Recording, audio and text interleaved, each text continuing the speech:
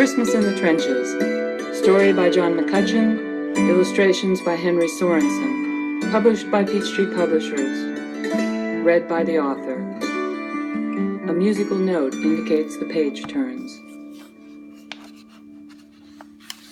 The presents had been opened and dinner was over.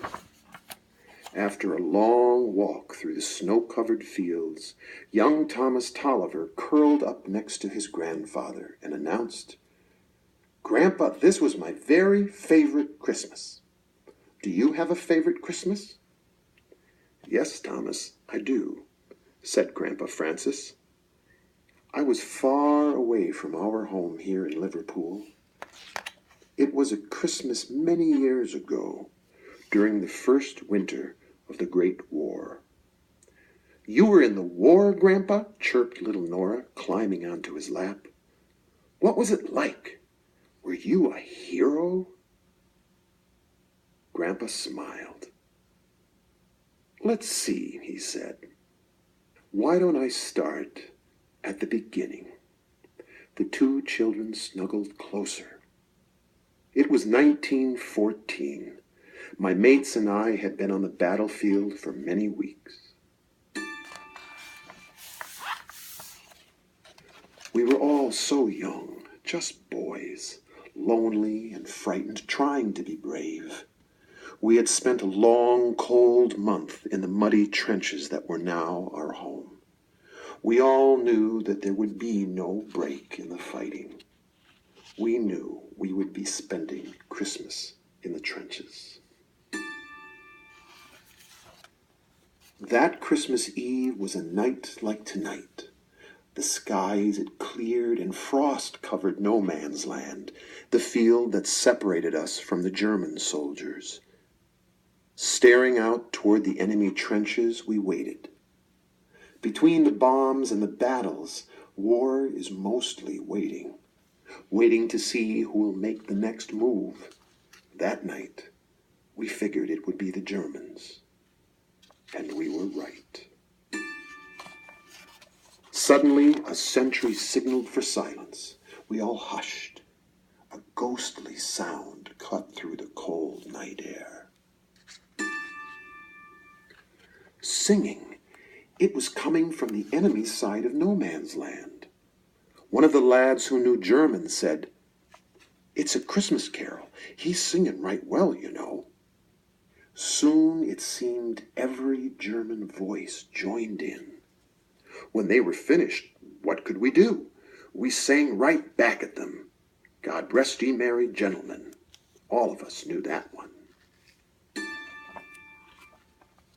Then they sang something familiar. We couldn't understand the words, "Stille Nacht," but we knew the melody. It was Silent Night. And suddenly, in two tongues, one song filled the night sky. I never imagined singing could seem so holy. "Someone's coming toward us," the frontline sentry cried.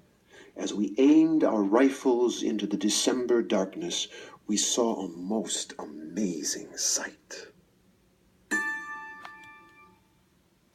A single figure was coming across no man's land. In one hand, he held a white truce flag. In the other, a Christmas tree shining with candles. It was so surprising and so brave. I couldn't help myself. I leapt from the trench and walked toward him. I was the first one, but soon everyone else from both sides was out there too. It was all so new and strange. We were nervous at first. Before long, though, we were trading small gifts, chocolates, tins of meat, whatever we had to share. When we began showing each other photographs from home, we were no longer soldiers, no longer enemies. We were all just sons and fathers, far away from our families and loved ones. Our lad Sanders brought out his squeeze box. One of their boys joined in on a nice violin, and someone had a ball.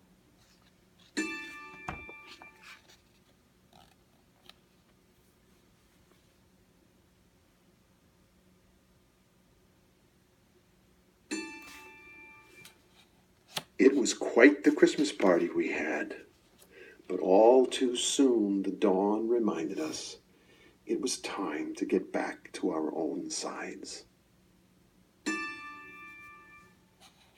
Back to the trenches, back to the waiting, wondering what had just happened to us, and wondering what the next move should be. That is my favorite memory, that Christmas in the trenches. I'm a different man today because of the boy I was that night. Grandpa hugged the children tighter. Was I a hero? For just one night, yes. We were all heroes.